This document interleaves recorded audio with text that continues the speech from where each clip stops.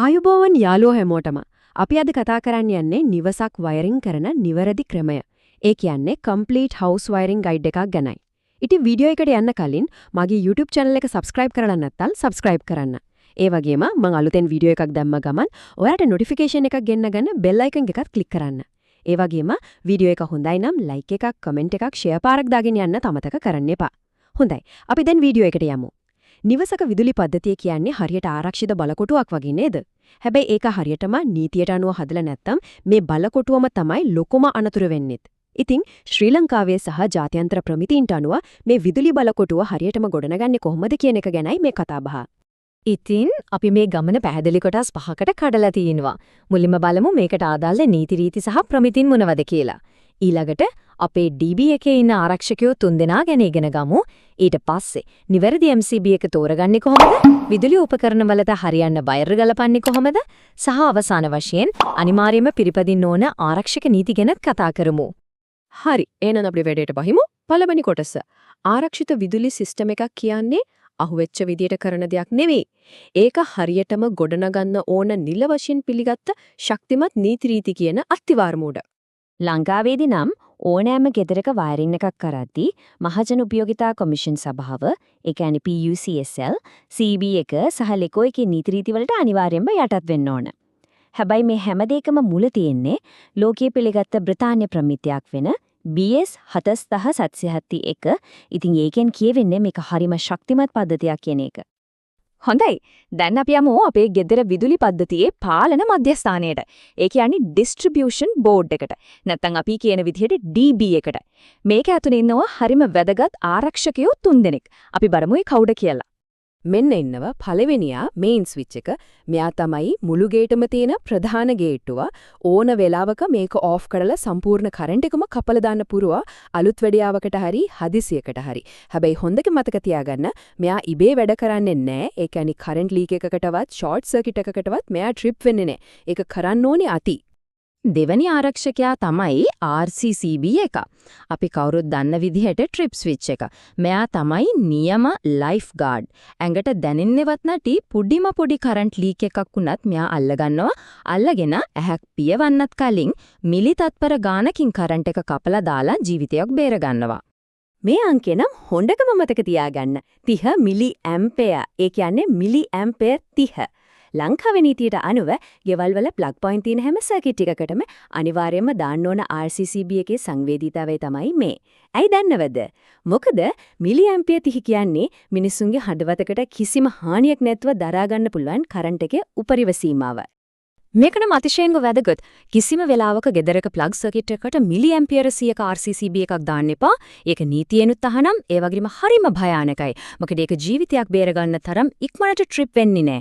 100යි මිලි ampere 300යි මිලි ampere වගේ ඒවා පාවිච්චි කරන්නේ ෆැක්ටරි වල තියෙන ලොකු මෝටර් වලට. එමත් නැත්නම් ගිනි ගැනීම වළක්වන්න විතරයි. හරි. අපේ තුන්වෙනි ආරක්ෂකයා තමයි MCB එක. මෙයාගේ ප්‍රධානම රාජකාරිය තමයි අපේ බඩු බාහිර ආදී ආරක්ෂා කරන එක. ඒ කියන්නේ බිත්ති ඇස්සේ තියෙන වයර් රත් වෙලා ගිනි ගන්න එකෙන් බේරගන්නෙත් අපේ වටිනා විදුලි උපකරණ ෂොට් වෙලා පිච්චිලා යන එකෙන් බේරගන්නෙත් මෙයා තමයි. හොඳයි. දැන් අපි ආරක්ෂකයෝ 3 දෙනා ගැන දන්නවා. හැබැයි මෙතන තියෙනවා හරිම තීරණාත්මක දෙයක්. හැම MCB එකක්ම එක වගේ නෙවෙයි. ඒවා හරියට වැඩ කරන්න නම් අපි අනිවාර්යයෙන්ම ඒකට ගැලපෙන ටයිප් එක. ඒ කියන්නේ වර්ගය තෝරගන්නම ඕන. උදාහරණයක් විදියට හිතන්නකෝ එයා කන්ඩිෂනර් එකකට දාන MCB එකම සාමාන්‍ය ලයිට් එකකට දාලා හරිනවද? බලමු අපි ඒක කොහොමද තෝරගන්නේ කියලා. මේ වගුවෙන් ඔක්කොම පැහැදිලි වෙනවා. නීතිය හරිම සරලයි.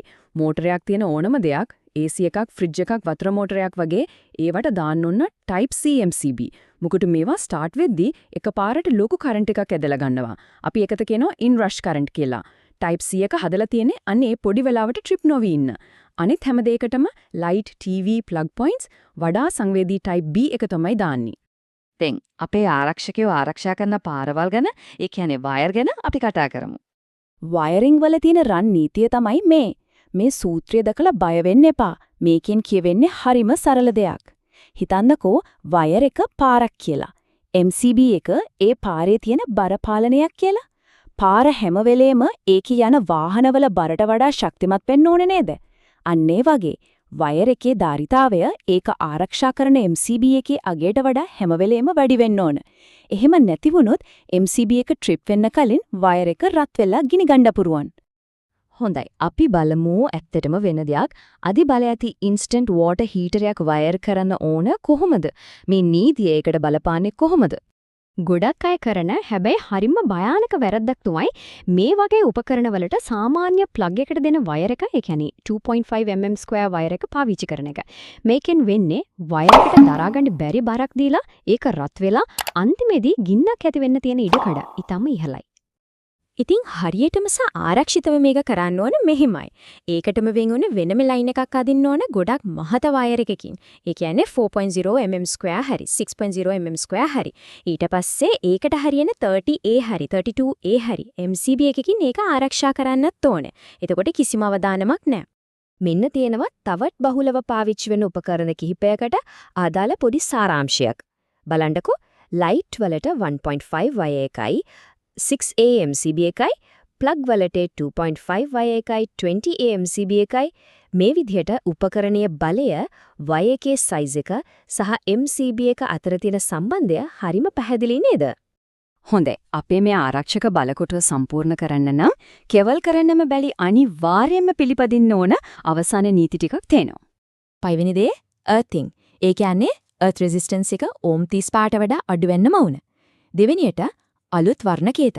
ඒ කියන්නේ ලයිව් එකට දුඹුරු, නියුට්‍රල් එකට නිල් සහ අර්ත් එකට කොළ කහ. අන්තිමට ස්විච් සහ සොකට් සවිකරන උස. මේ හැමදේම ප්‍රමිතියට අනුව සිද්ධ වෙන්න ඕන. ඉතින් අන්තිමට තේරුම් ගන්න ඕන දේ තමයි ආරක්ෂිත විදුලි පද්ධතියක් කියන්නේ අහම්බෙන් හැදෙන දෙයක් නෙවෙයි.